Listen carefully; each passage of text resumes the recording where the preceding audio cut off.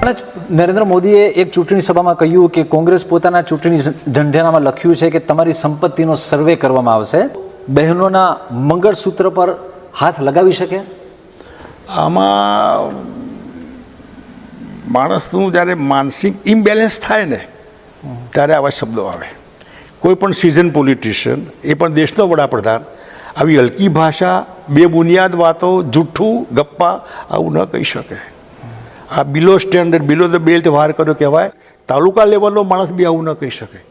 એ દેશનો વડાપ્રધાન મત લેવા માટે હાવ જૂઠ્ઠું વાહિયાત વાતો, અનર્ગલડ જેનું કહેવાય, અર્થનું અનર્થ જાતે કરવાનું અને જાતે લોકોને પૂછવાનું.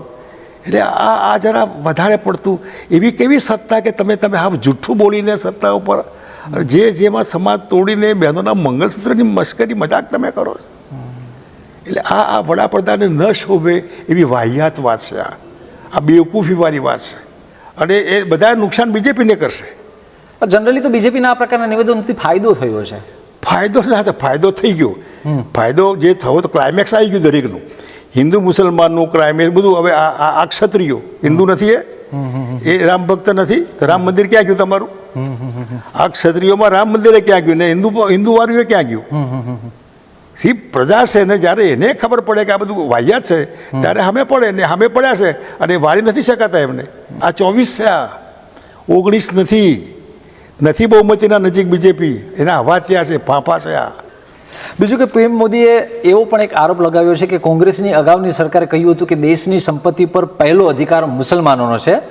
કોંગ્રેસ સંપત્તિ સરખે ભાગે વહેંચવાની વાત એટલા માટે કરી છે કેમ કે તે તમારી સંપત્તિ મુસલમાનોને આપી દેવા માંગે છે. કે જૂઠની કોઈ હદ હોય, મર્યાદા હોય.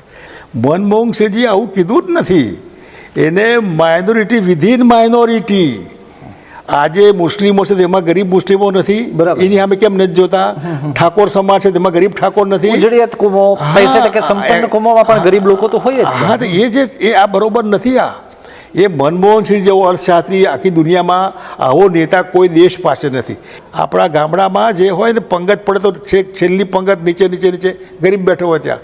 એટલે એ અવળે લાઈન ગરીબને પહેલું આપો પછી બીજાને આપો. આ ઇકોનોમિક વાળો માણસ છે. આ અર્થતંત્રનો નિષ્ણાત, દુનિયાનો નિષ્ણાત માણસ એ જ્યારે કહેતો હોય ને ત્યારે માનવતાના આધારે કહેતો હોય, હિન્દુ મુસ્લિમના આધારે ના કહેતો હોય. બાપુ, તમે જોયું હશે કે આપણે 80 અને 90ના દાયકાના શરૂઆત સુધી ચૂંટણી જે છે એ તેલના ભાવ, મોંઘવારી, બેરોજગારી આ ચૂંટણીના એકદમ મહત્વના પ્રમુખ મુદ્દાઓ રહેતા હતા. હવે ચૂંટણી વખતે આ મુદ્દાઓની ચર્ચા નથી થતી, તો એના માટે જવાબદાર કોણ છે? એના માટે જવાબદાર પોલિટિશિયન પોતે. જે રાજકારણીયાઓ છે એ ધીરે ધીરે સિઝન પોલિટિશિયન જે કહેવાય, જે દેશનું ભલાનો વિચાર કરતો હોય, એના બદલે પોતાનું ભલું, પોતાની પાર્ટીનું ભલું, પોતાની પાર્ટી કરતાં પોતાનું ભલું. એમને તો પછી ચૂંટાય શા માટે ઉત્તરોત્તર? એ છૂટકો જ નથી. તો જે ઘસાતું જતું પોલિટિક્સ, ઘસાતા જતા નેતાગીરી. આજે નેતા જવાહરલાલ નહેરુ કે ડૉક્ટર રામમનોહર લોહિયા કે એ ઘસાતા ગયા. આપણે ગુજરાતમાં બી મોરારજી કે ઇવન જે આગેવાનો હતા, ઇન્દુ ચાચા વગેરે, ઘસાતું ગયું બધું. પાર્ટીઓએ જાળવવાની હોય એ પાર્ટીઓ બી જૂઠું બોલવા માંડી. મેનિફેસ્ટોમાં જૂઠું, ઉમેદવારના સિલેક્શનમાં જૂઠું, બીજાને પ્રચાર કરવામાં જૂઠું, અને પ્રચાર કરે એની પાછળ લાગી જવાનું. ઈડી લગાવી, CBI લગાવી. અને જે મીડિયા છે, મીડિયા આજે આઝાદી માટેની લડાઈ માટે મીડિયા નથી લડતું. આજે એને રોટલા કમાવાના છે, એના માટે સોર્સ ઓફ ઇન્કમનો ધંધો છે, આ બિઝનેસ છે. પણ એ નથી સમજતા કે અમે જે કરી રહ્યા છે એ લાંબા ગાળે અમારા પગ ઉપર કવાડી મારી રહ્યા છે. અટલ અડવાણીનું ભાજપ અને મોદી શાહનું ભાજપ, આ બે ભાજપમાં શું ફરક છે? આસમાન ને જમીનનો જે ફરક કહેવાય ને એ ફરક છે.